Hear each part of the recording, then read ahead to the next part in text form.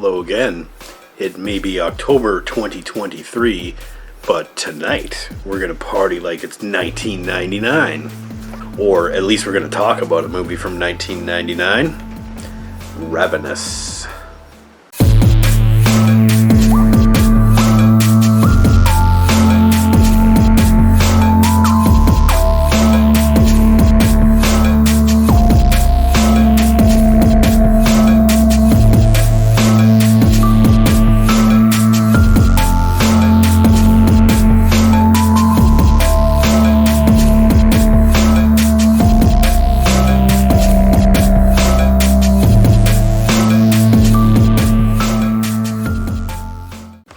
Yeah, if you've never heard of Ravenous, I suggest you go out and watch this movie, like, right away.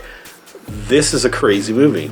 Of course, it's a horror, because otherwise I wouldn't be featuring it in October, but it's kind of more really a thriller, a psychological thriller. It's also kind of an action movie, also a period piece, as well as a very dark black comedy.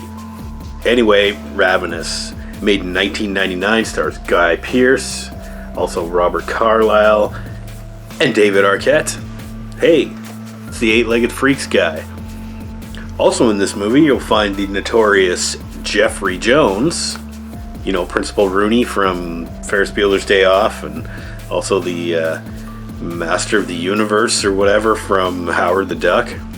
You get really good acting and really good performances by Guy Pearce, for one, who I tend to enjoy most of his movies, as a matter of fact. The same can definitely be said of Robert Carlyle. You may remember him as Begbie in Trainspotting, and he was just the rottenest mofo, you know, in that entire movie.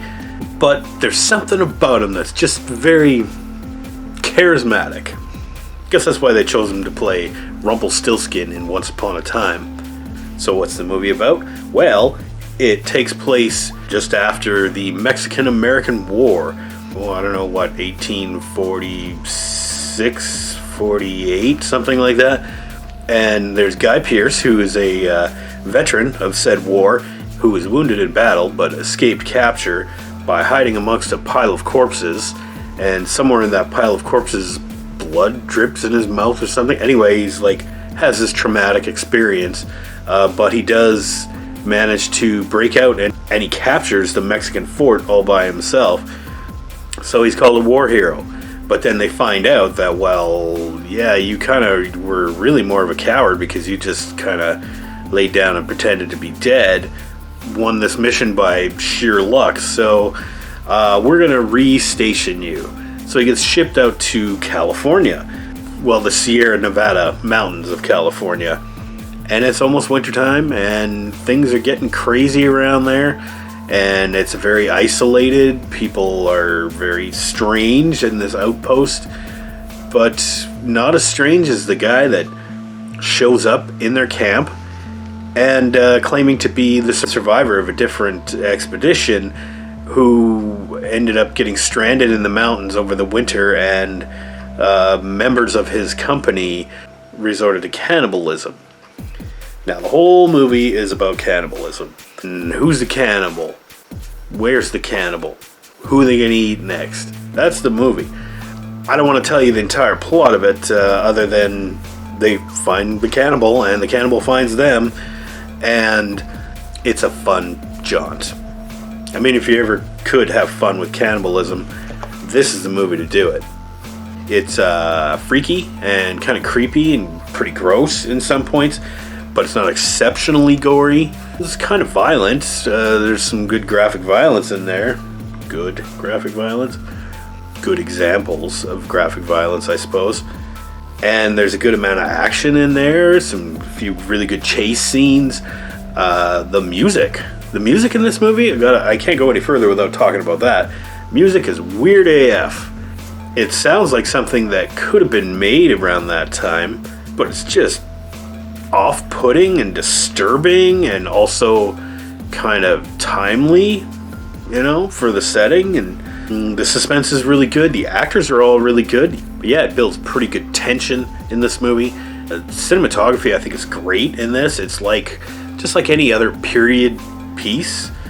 You know what I mean? Like, it's shot really well. Like, you get a lot of like landscape shots that are really beautiful. And to play a brief clip of this and compare it to a brief clip of, like, I don't know, Dances with Wolves, in some cases you might not be able to tell a difference. There's a lot of like psychological stuff going on in this.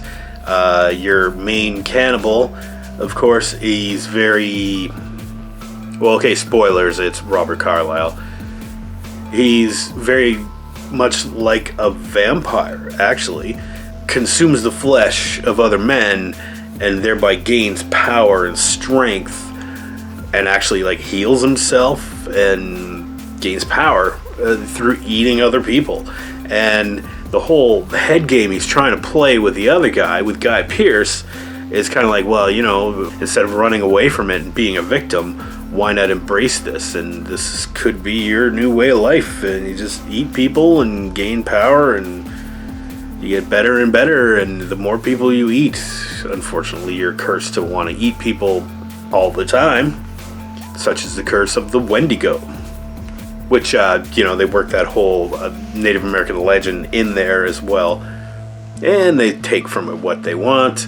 So it's kind of like a twist on a vampire movie, and it's also a twist on a period movie, and it's also kind of a commentary on the whole phenomenon of American manifest destiny, I think.